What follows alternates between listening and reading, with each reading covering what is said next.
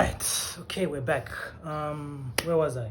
Yes, I was talking about how when the Spanish conquistadors arrived, they met the description, or rather Hannes Cortez met the description of what the priests had studied, what Quetzalcoatl, the god, the returning god, would look like.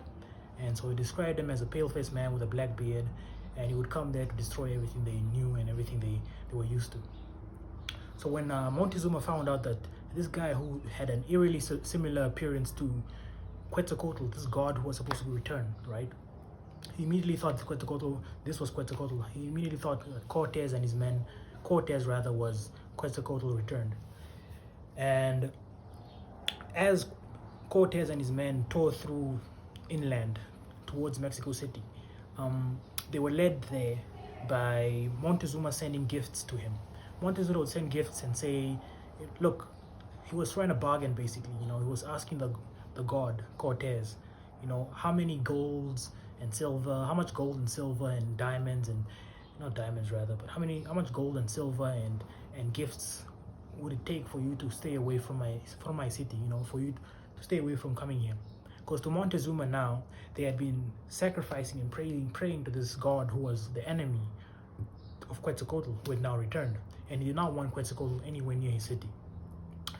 But Cortez continued. He continued on his path because the more gifts he received, the more he realized there must be more at the source. So he kept on coming, and he was not delayed or stopped by any gifts that Montezuma basically offered him.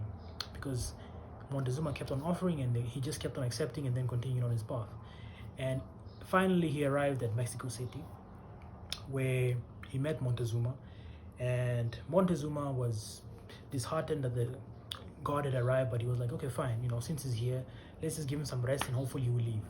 So that's what he thought. He gave Cortez and his men a palace to stay in, and he allowed them to stay there, with gifts and jewels and food and drinks and all they could possibly need at the time. And the problem with this was Cortez and his men had no intention of leaving. And Cortez and his men also had the issue of mistrusting, the native people, the Mexican people. And the Mexican people did not trust Cortez and his men either. So as Montezuma kept on trying to broker the peace, trying to hopefully have the Cortez and his men leave peacefully, it got to a point where the skirmishes, the skirmishes, or rather, I want to say this, the mistrust between the two people, Cortez and his men and Montezuma's people, the Mexicans, it got to a point where they were having skirmishes. There was a story of how dancers had been killed by one of Cortez's men, because he thought they had been coming to attack. There was an issue of where the Cortez and his men had erected a statue of Mary, the mother of Jesus. So it was becoming a bit of uncomfortable for the Mexican people, and the conquistadors themselves were not really comfortable being there in the heart of the enemy's land. So they captured Montezuma after one of these skirmishes turned violent and it just became too difficult to contain. They captured Montezuma, and for a few days Montezuma was kept by these men.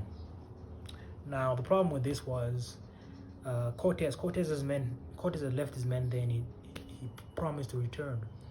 So as he returned, as he was back at the coast, he got a reinforcement of men, and he was on his way to return, and he heard about what had happened. Montezuma had been captured and all that, so he thought, let me just go there in force and just take over the entire city.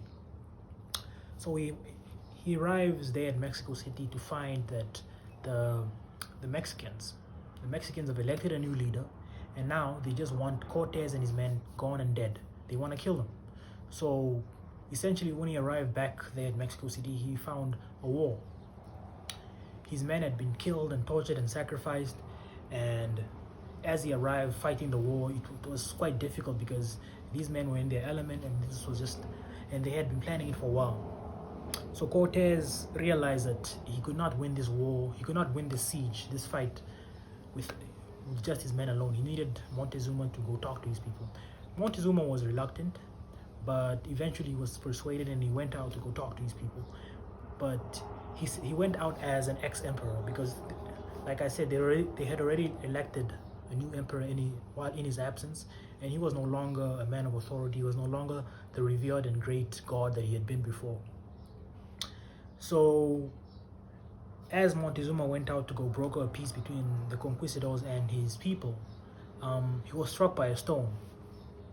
He was struck by a stone and he fell.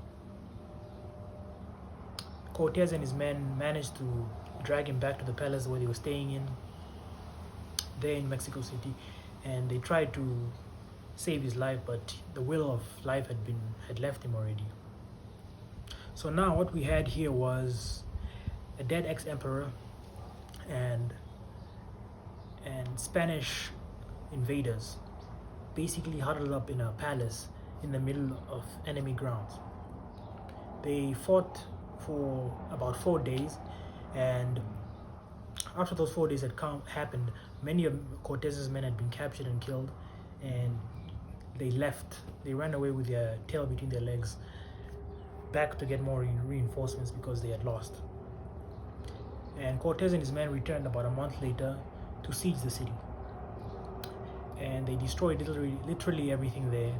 But the most interesting thing was the Mexican people sort of believed that Cortez was Quetzalcoatl, the returning god, and so when he came up erecting his